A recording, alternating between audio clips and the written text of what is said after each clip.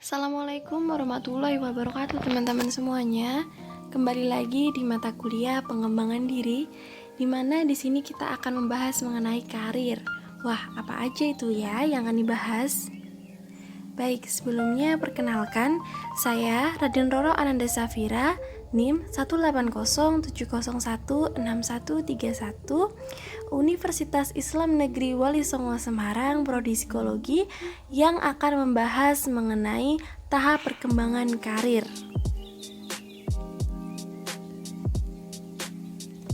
Sebelumnya, kita akan membahas pengertian kematangan karir ya. Di sini ada dari beberapa ahli. Yang pertama ada dari Super, yaitu kematangan karir adalah keberhasilan seseorang menyelesaikan tugas-tugas perkembangan karir yang khas pada tahap perkembangan tertentu. Yang kedua ada Yost dan Corbisley, di mana kematangan karir adalah keberhasilan individu untuk menyesuaikan dan membuat keputusan karir yang tepat dan sesuai dengan tahap perkembangan karirnya disebut kematangan karir. Lalu yang ketiga ada Brown and Brooks. Kematangan karir adalah kemampuan individu untuk mencapai karir sesuai dengan tahap perkembangan karirnya. Kematangan karir dapat didefinisikan dengan membandingkan tugas perkembangan yang dilaluinya dengan tugas perkembangan pada usia tersebut. Selain itu, kematangan karir mengacu pada kemampuan individu untuk menyelesaikan dan menguasai tugas dalam karirnya. Nah, berdasarkan definisi yang telah diberikan oleh beberapa ahli di atas, maka dapat disimpulkan bahwa kematangan karir merupakan keberhasilan seorang individu dalam menyelesaikan tugas-tugas dalam setiap tahap perkembangan karir. Oke, selanjutnya ada tahap perkembangan karir. Kematangan karir memiliki beberapa tahapan perkembangan. Itu ada menurut Super dalam Saifudi 2018 merumuskan bahwa tahap proses perkembangan karir dapat dibagi menjadi 5 fase, yaitu yang pertama fase pengembangan atau growth, merupakan fase yang dimulai dari sejak individu lahir sampai usia 15 tahun. Ketika anak-anak mengembangkan berbagai potensi, pandangan khas, sikap, minat, dan kebutuhan-kebutuhan yang dipadukan dalam struktur gambaran diri. Yang kedua ada fase eksplorasi atau exploration, merupakan fase yang dimulai dari sejak individu berusia 15 sampai 24 tahun. Ketika seseorang mulai memikirkan berbagai alternatif jabatan dan bidang pekerjaan, namun belum mengambil keputusan yang mengikat dan bulat, jadi hanya cita-cita seperti itu ya. Lalu yang ketiga, ada fase pemantapan atau establishment, merupakan fase dimulai sejak individu berusia 22 sampai 44 tahun. Dengan ciri-ciri usaha tekun untuk memantapkan diri melalui seluk-beluk pengalaman selama menjalani karir tertentu. Yang keempat ada fase pembinaan atau maintenance, merupakan fase yang dimulai sejak individu berusia 45 sampai 64 tahun, di mana ketika individu yang sudah dewasa menyesuaikan diri dalam penghayatan jabatan dan pekerjaannya. Lalu yang terakhir ada fase kemunduran atau decline, merupakan fase yang dimulai sejak individu memasuki masa pensiun dan harus menemukan pola hidup baru setelah melepaskan jabatannya. Selain itu juga ada tahap-tahap perkembangan karir dengan detail yang lebih lanjut. Itu Super di sini membaginya menjadi 5 tahap. Yang pertama ada tahap pertumbuhan. Tahap ini terbagi menjadi 3 subtahap, yaitu tahap fantasi yang berusia 4-10 tahun, ada tahap minat usia 11-12 tahun, dan kapasitas usia 13 tahun sampai 14 tahun. Selanjutnya ada tahap eksplorasi.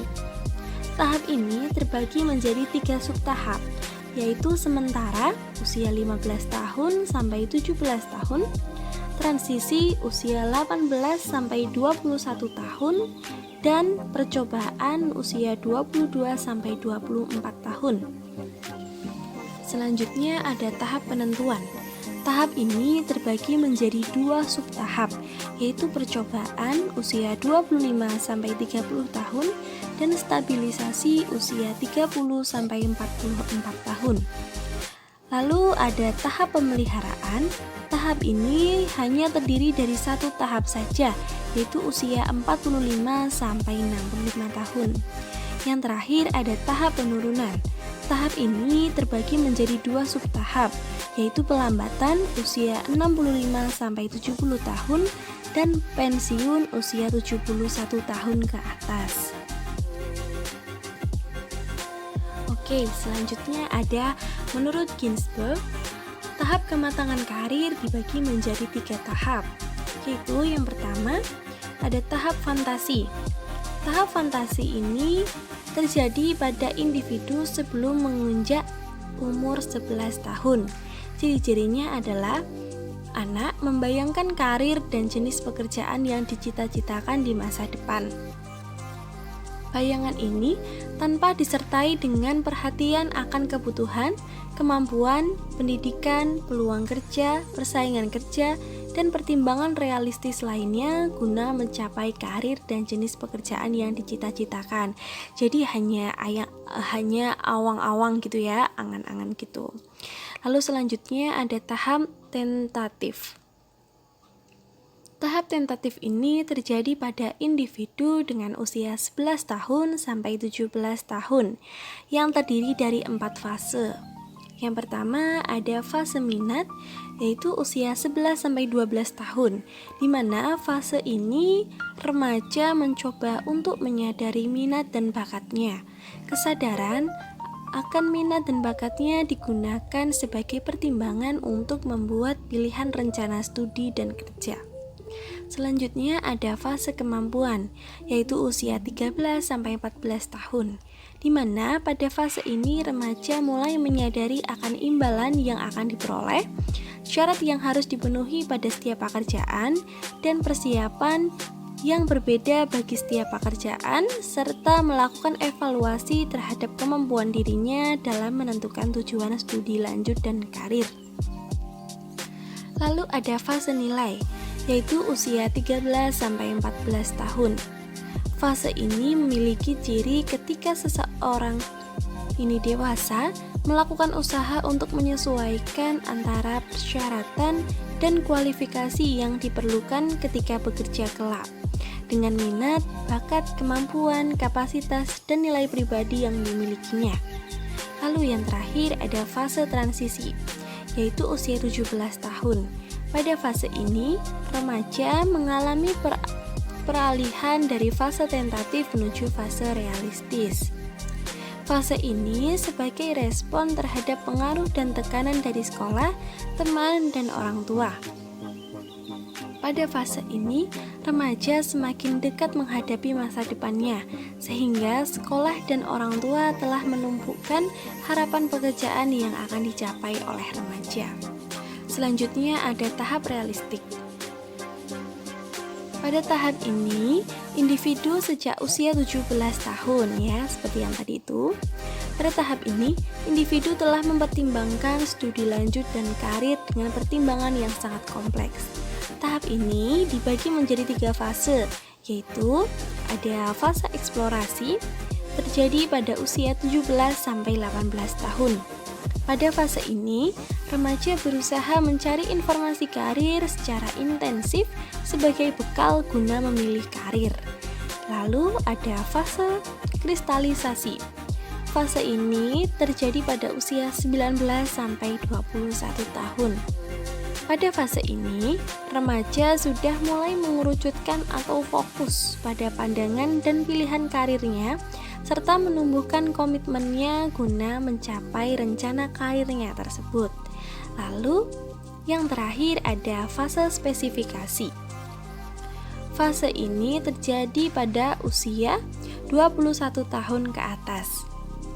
Pada fase ini, remaja sudah memiliki gambaran karir yang jelas dan menggunakan sumber dayanya untuk mencapai rencana karirnya. Nah, lalu ada penjelasan lanjutan dari tahapan realistik ini ya. Yaitu ada yang pertama tahap kristalisasi. Terjadi pada usia 14-18 tahun. Tahap ini merupakan sikap memformulasikan kecenderungan vokasional atau jurusan dan karir dengan mencari informasi dan sumber daya. Yang kedua ada tahap spesifikasi. Terjadi pada individu ketika berusia 18-21 tahun. Tahap ini terjadi ketika seseorang sudah memiliki jurusan dan karir yang spesifik dan fokus. Biasanya ini anak-anak kuliah gitu ya. Lalu ada tahap implementasi. Terjadi ketika individu berusia 21-24 tahun. Tahap ini terjadi ketika seseorang mengimplementasikan pilihan jurusan studi lanjutnya dan karirnya. Jadi seperti kita studi psikologi, jadi bagaimana kita mengimplementasikan ilmu psikologi itu ya di dunia yang nyata. Lalu ada tahap stabilisasi. Terjadi ketika seseorang berumur 24-35 tahun. Tahapan stabilitas adalah tahapan perkembangan vokasional ketika seseorang sudah stabil mengimplementasikan karirnya dan berusaha mengembangkannya. Lalu, yang terakhir ada tahap konsolidasi. Terjadi ketika individu berumur 35 tahun. Tahapan konsolidasi adalah tahapan perkembangan vokasional saat seseorang berusaha meraih senioritas. Berdasarkan penjelasan yang sudah saya jelaskan tadi, dapat disimpulkan bahwa tahap perkembangan kematangan karir individu sudah dimulai sejak masa anak-anak hingga lanjut usia, yang terdiri dari fase pengembangan, eksplorasi, pemantapan, pembinaan, dan kemunduran. Pada setiap fasenya memiliki ciri khas perkembangan karirnya masing-masing. Oke, sekian penjelasan dari saya. Terima kasih buat teman-teman dan semuanya yang sudah menyimak dari awal sampai akhir. Thank you, mohon maaf jika banyak kurang-kurangnya karena yang sempurna itu hanya milik Allah. Terima kasih. Wassalamualaikum warahmatullahi wabarakatuh.